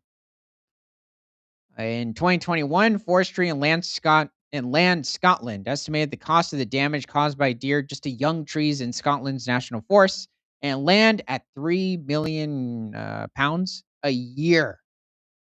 Lucy Manthorpe runs a 400-acre organic arable farm in Suffolk and says she was losing over 10,000 pounds worth of crops a year to deer damage on 3 fields. Jeez. To solve it, she has employed a full-time worker whose main job is calling deer. Deer problem is costing us as a country. Farmers and landowners can see losses easily run into the tens of thousands. According to the Forestry Commission, and some with high value crops can see losses of as much as 1 million pounds a year. Tackling rising deer numbers is now seen as a priority by conservationists, farmers, and the government alike. In 2022, DEFRA admitted we need to do more to sustainably manage deer.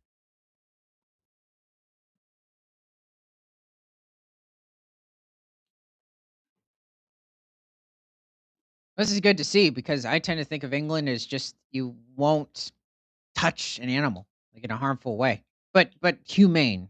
It didn't say, it just said that they run off the deer, it sounds like. No, calling means you kill them. Oh, okay. Pew pew. Or who knows? Maybe archery, spearing is involved. It's Did you tradition. say spearing? Oh yeah. Let's see.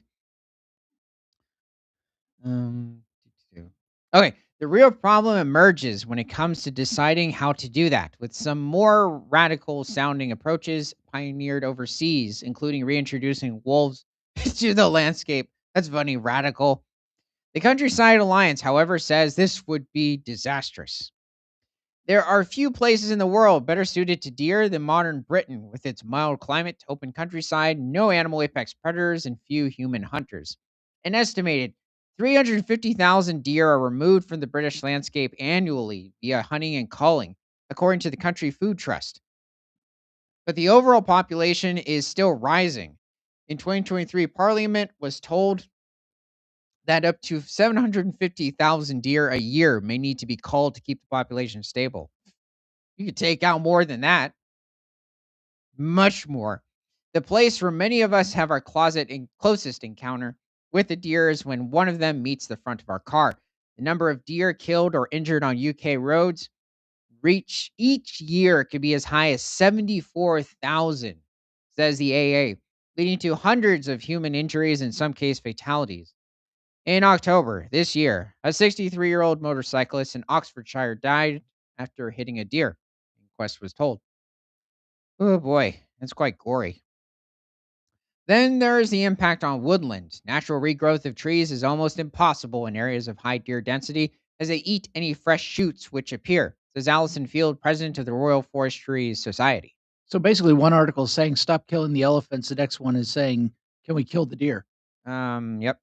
The pressure of the deer now has become so great that we've lost the balance out of our landscape. Yeah. Wow. Wait a second. I don't think either picture here is healthy. Yeah.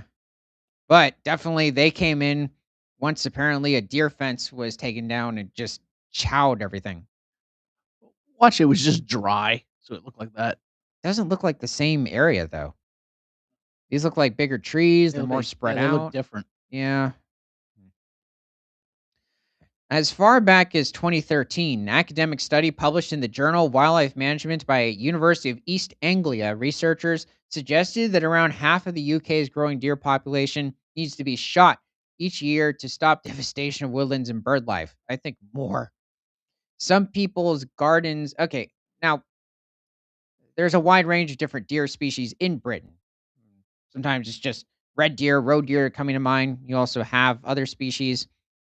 But I don't know, possibly more need to be taken out. So let's see. Um, okay. So to stop devastation of woodlands and bird life, some people's gardens have also been affected by deer munching their flora. Large herds of fallow deer cause problems for arable farmers throughout the year too, trampling freshly planted crops in the spring and then returning to nibble their way through the fields ahead of harvest time. There have been deer in mainland Britain for thousands of years, but only two of the now six species that live here are natives, namely red and roe deer. Fallow deer were first introduced by the Romans. Yeah, it was about 2,000 years ago in small numbers, and the species expanded under the Normans, um, Danish people, when owning a deer park was a must have for any self respecting nobleman. Oh, I forgot about that, but I think the Romans did that too, and then they just let him go. A few centuries ago, deer were the property of a privileged few in deer parks, rural forests, and chases. I think there was something weird going on during this time. It was like only I don't remember if it was like the king or something over a large area of land was allowed to kill the deer, and anybody else that did would be killed themselves. Three other Asiatic species, Zika, Chinese water deer, and muntjac, all arrived in the late 19th century or the late 1800s. Mr. Spencer explains how after the end of World War I, many grand estates fell into disrepair. In turn, park boundaries collapsed and the deer simply walked out. It took a long time for numbers to reach their current level. Oh, oh. The 1963 Deer Act introduced restrictions on culling deer and the seasons during which that can happen. By the 1990s, deer had spread so widely that the gaps between separate populations had filled. He suggests that the decreasing numbers of people who may previously have taken the odd deer for their dinner table is also a factor. An added complication is that technically no one owns Britain's deer. The law deems them res nullius, which literally means a thing belonging to nobody. So responsibility falls to individual landowners. Okay, that should be the thing or the way. Let's see, bringing deer numbers under control could benefit farmers, the environment, and communities across the country. But achieving a consensus on how to do that is not straightforward. Some animal rights organizations that oppose deer hunting instead advocate non lethal methods of management. How dare you?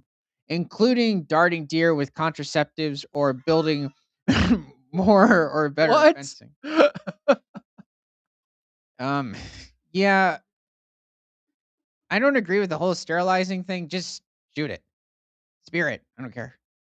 Make sure it's quick with the spear. However, groups including the British Deer Society, a charity that promotes sustainable deer management, considers these methods to be challenging to implement at scale as the person firing the dart has to get much closer than someone firing a rifle. Fencing can be effective but comes with significant costs, requires ongoing maintenance, and also has the unintended consequence of excluding other wildlife from woodlands.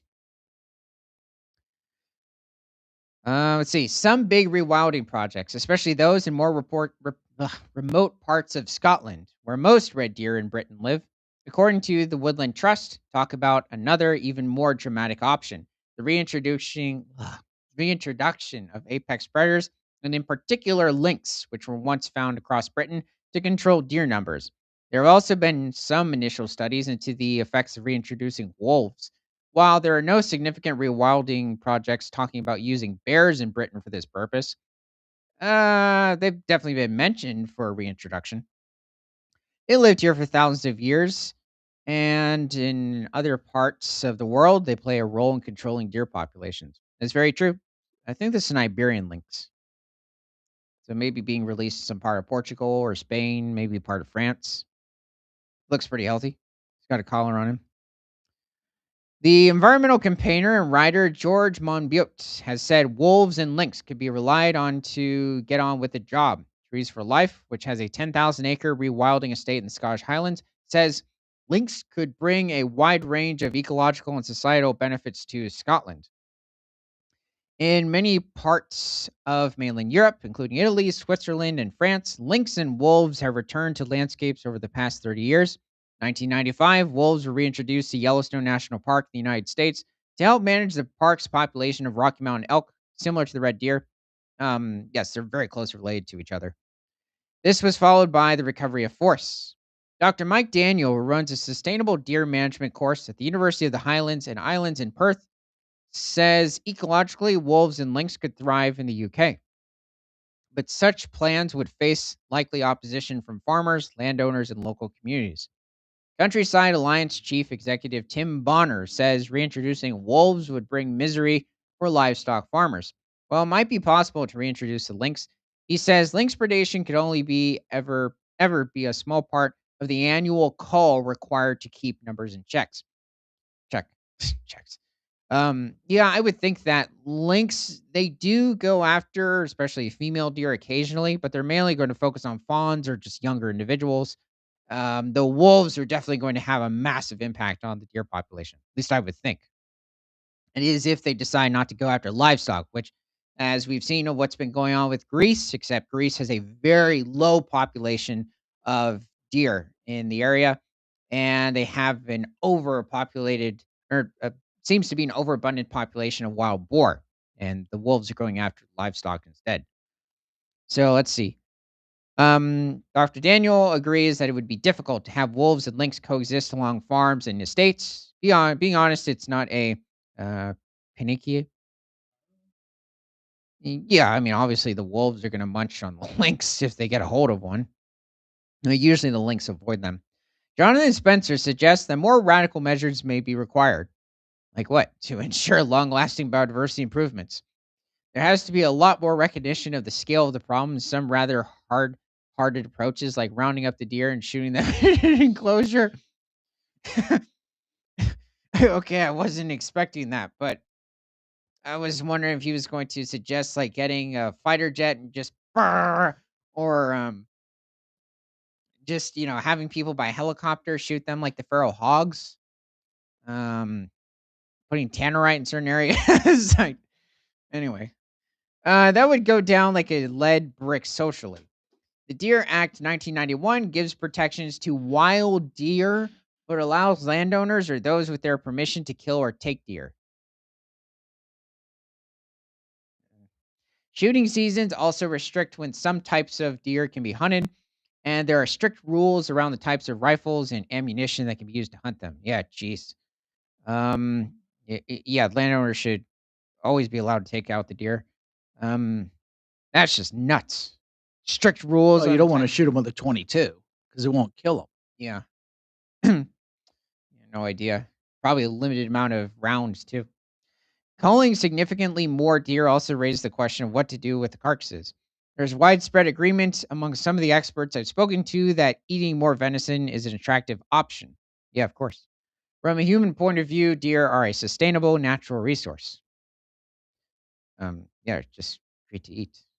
How long is this article? Let's see. Okay. So while there are professional cullers, such as forestry commission rangers who may shoot hundreds of deer a year, the BDS says 70% of deer shot in Britain are shot by people who are not employed to do it. Okay. What on earth? There is also the question of what is most humane and best for the animals. Elissa Allen, Vice President of People for the Ethical Treatment of Animals, or PETA. Oh, yeah, yeah, yeah. What about those hounds? We don't need to eat deer, and deer don't wish to be eaten. She calls instead for humane, sustainable methods of population control. Tell the wolves that. Uh, yeah. Um, anyway, part of the problem is the fact that is left up to. Okay. Is there any more funny stuff? The place where all these issues arguably come into starkest contrast is in Scotland, which is also home to Britain's largest deer stalking estates and rewilding projects. A law to introduce new powers to tackle numbers in areas facing climate and biodiversity crises is currently passing through the Scottish Parliament. Dear gosh, no. Okay, let's keep going. Scottish Agriculture Minister Jim Farley says he wants to see a voluntary partnership with land managers and deer management groups. In England, the government previously ran a consultation on deer management proposals. However, its conclusions remain unpublished. The DEFRA spokesperson said, there is a range of government support and grants available to help land managers manage these impacts, and we will be setting out further measures in due course. Anyway, the Welsh government says it's looking at ways to take forward its wild deer management strategy. Here's a female red deer that's confused as well. Um, and it's like, well, um, let's see. Many of the same problems are faced across the island of Ireland, where deer numbers have also risen significantly. Northern Ireland's Department of Agriculture, Environment, and Rural Affairs told us the impact of damage caused by deer is reviewed on an annual basis. It's funny. But while governments in all parts of the UK may face tougher decisions ahead if they really want to bring deer numbers under control, the example of Lucy Manthorpe's farm shows the change that can be made to the landscape if the issue is tackled. Since she hired staff to deal with it, of that. Areas that were barren ground have begun bursting with oxlips and early purple orchids. Rare trees are growing again, too. The farm has also recorded significant increases in moths and breeding birds. The deer are not deciding what's going to happen anymore. Nature is deciding. I like how she put herself in with nature and everybody else. Okay. Woo! We've got a lot of deer over in Britain. I knew they were invasive. I didn't realize they were covering the entire country. So let's head over to the final article from stuff.co.nz. The live cam, the penguins, and the incredible journey to a sub Antarctic island. Do, do, do, do. Okay, who do we have here?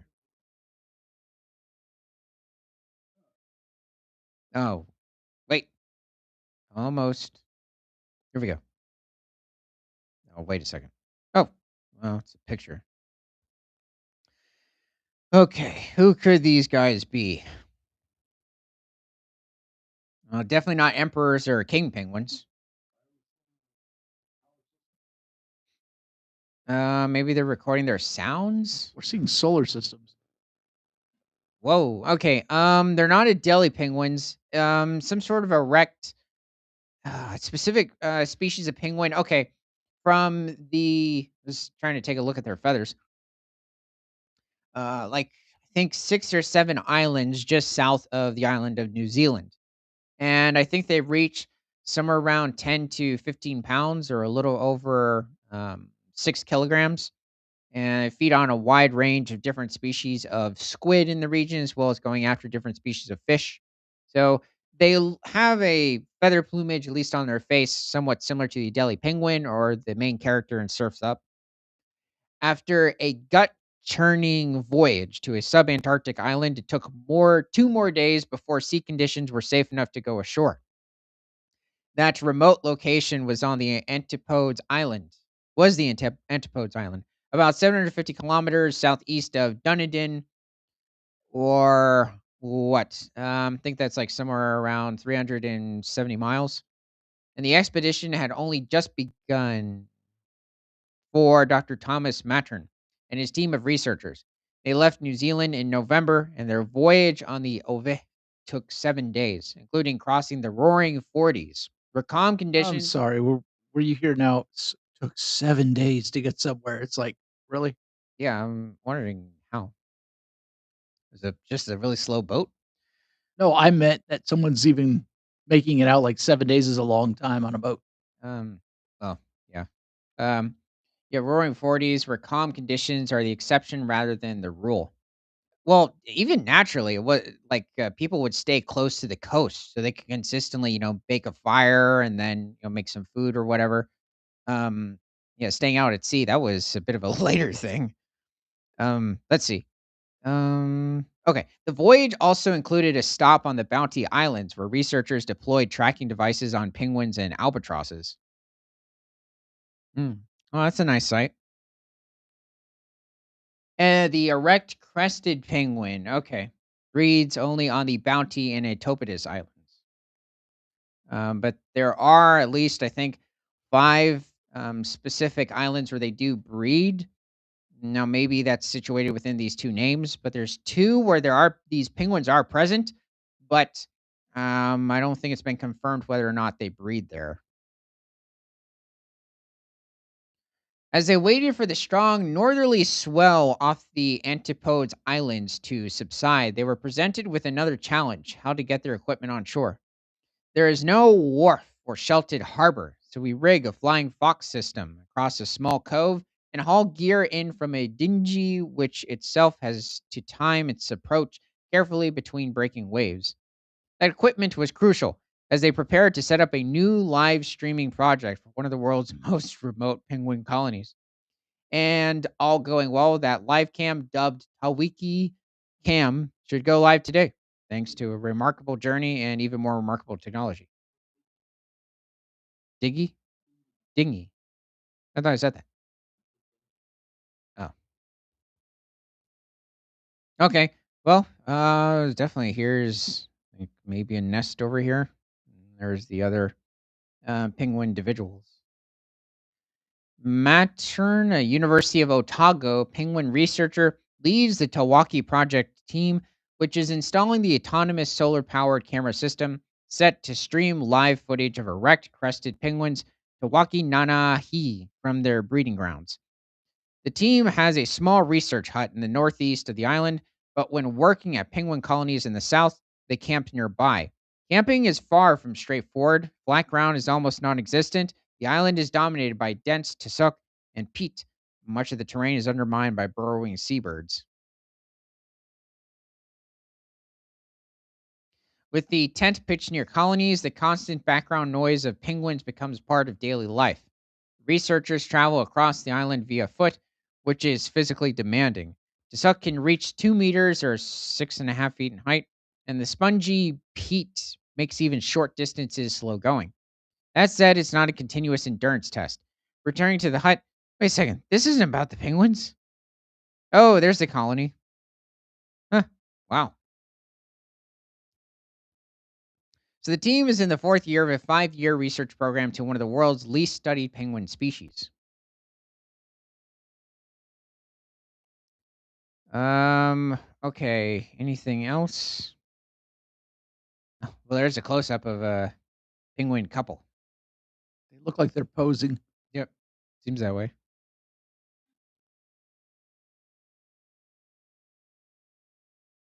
He was confident the camera would survive the harsh conditions, with the camera overlooking a rock platform at the eastern end of Anchorage Bay, where around 40 pairs breed.